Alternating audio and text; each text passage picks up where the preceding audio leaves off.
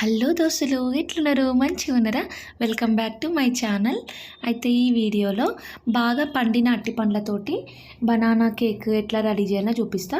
Cake అంటే మన మామూలుగా కాదు, ప్యాన్ పైన కేక్ ఎట్లా చేయాలో పిల్లలు ఇష్టంగా తింటారు. ఒకసారి తప్పకుండా ట్రై చేయండి. సింపుల్గా చేయొచ్చు, ఫ్లఫీగా.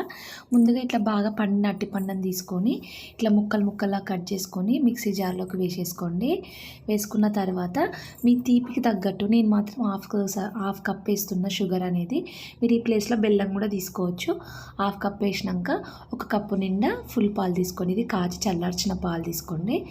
తీసుకున్న తర్వాత దాన్ని మొత్తగా బ్లెండ్ చేసుకొని పెట్టుకోండి పక్కన. తర్వాత ఒక గిన్నెలోకి ఒక కప్పు నిండా గోధుమ పిండి తీసుకోండి. ఈ ప్లేస్లో మీరు మైదా పిండినే తీసుకోవచ్చు. తర్వాత మెంతగా బ్లెండ్ చేసుకున్న లిక్విడ్ని దాంట్లో వేసి బాగా కలుపుకోండి. ఉండలు లేకుండా బాగా కలుపుకోవాలి. ఫస్ట్ టైం కనుక నా ఛానల్ చూస్తున్నట్టయితే ప్లీజ్ సబ్స్క్రైబ్ చేసుకోండి తప్పకుండా. చూడండి, మెత్తగా లంప్స్ లేకుండా కలుపుకోవాలి.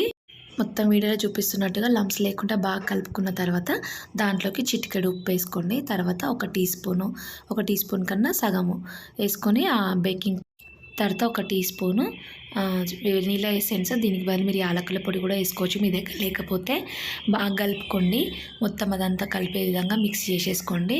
చూడండి, బ్యాటర్ అనేది ఈ విధంగా ఉండాలి కన్సిస్టెన్సీ. కొంచెం దోశ బ్యాటర్ అనేది లిక్విడ్లా ఉంటుంది కదా, దానిలాగా కాకుండా కొంచెం గట్టిగా ఉండాలి. చూడండి, ఇది ఒక 5 మినిట్స్ పక్కన పెట్టుకోండి. తర్వాత ఒక నాన్ స్టిక్ కడాయిని పొయ్యి మీద పెట్టుకొని కొంచెం ఆయిల్ గ్రీస్ చేసుకోండి. దానికి నాన్ స్టిక్ అంటే ఫ్లఫీగా వస్తుంది అనమాట, సాఫ్ట్గా. తర్వాత దాంట్లోకి లోతుగా ఉన్న గంటతోటి లిక్విడ్ తీసుకొని ఆయిల్ చేసి పెట్టుకున్న దానిపైన కొద్దిగా వేసుకొని ఇలా లైట్గా స్ప్రెడ్ చేసుకోండి. నేను చిన్నగా వేస్తున్నా ఫస్ట్. తర్వాత మూత పెట్టేసుకోండి. మూత పెట్టుకొని ఒక 2-3 సెకండ్స్ వరకు ఉడికితే సరిపోతుంది. చూడండి, బబుల్స్ కూడా ఫామ్ అయిపోయినాయి కదా. తర్వాత ఒక ఫ్లాట్గా ఉన్న స్పూన్ తీసుకొని కొంచెం ఇట్లా లైట్గా ఎడ్జెస్ని స్ప్రెడ్ ఇట్లా తీసేసుకుంటూ వచ్చేస్తుంది ఈజీగా. నాన్ స్టిక్ కాబట్టి ఈజీగానే వచ్చేస్తుంది. ఇక రెండో వైపుకి తిప్పుకోండి. చూడండి, మంచిగా వచ్చేసింది కదా. నేను చిన్నగా వేస్తున్నా, మీరు కావాలంటే పెద్దగా కూడా వేసుకోవచ్చు.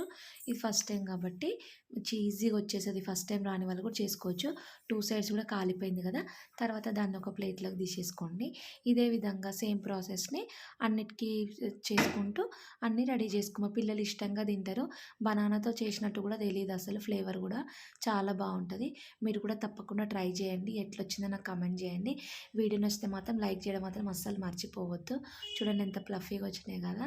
థ్యాంక్ యూ ఫర్ వాచింగ్ అండి. ప్లీజ్ ఫస్ట్ టైం కనుక నా ఛానల్ చూస్తున్నట్టయితే ప్లీజ్ సబ్స్క్రైబ్ చేసుకోండి. వీడియో నచ్చితే మాత్రం తప్పకుండా లైక్ చేయండి, షేర్ చేయండి. వీడియో స్కిప్ చేయకుండా చూడండి, మీకు తప్పకుండా నచ్చుతుంది. Thank you for watching.